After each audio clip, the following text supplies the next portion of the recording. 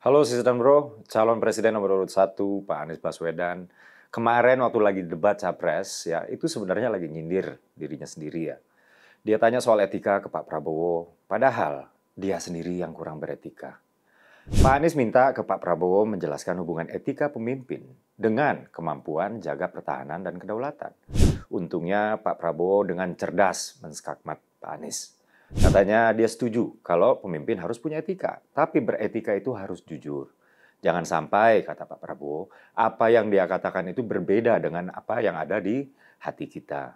Perkataan Pak Prabowo ini jelas jadi tamparan keras buat Pak Anies yang selama ini dikenal hanya pandai berkata-kata, tapi kerjanya nol.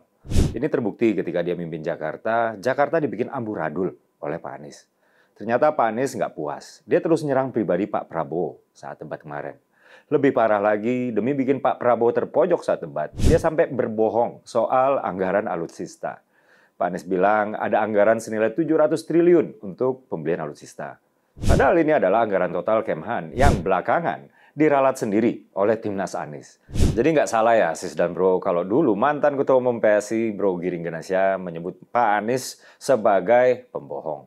Selain itu, Pak Anies juga dikenal oleh netizen sebagai orang yang nggak punya komitmen, oportunis sejati, dan nggak tahu berterima kasih.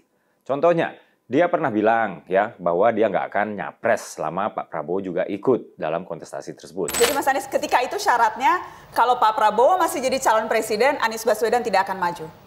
Tapi kalau Pak Prabowo tidak nyapres, mungkin saja lain. Dan saya tahu persis bahwa Pak Prabowo memang akan menjadi calon presiden. Jadi saya sampaikan pada semua bahwa calon adalah Pak Prabowo. Karena itu, jangan memikirkan tentang nama-nama lain.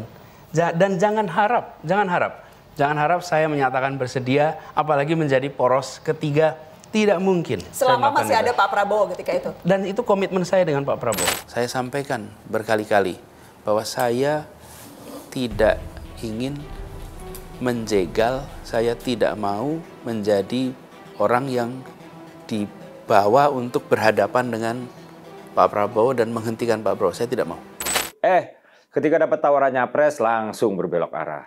Sis dan bro, kalau kita ngomongin Pak Anies, setidaknya ada dua hal yang kita nggak bisa lupakan.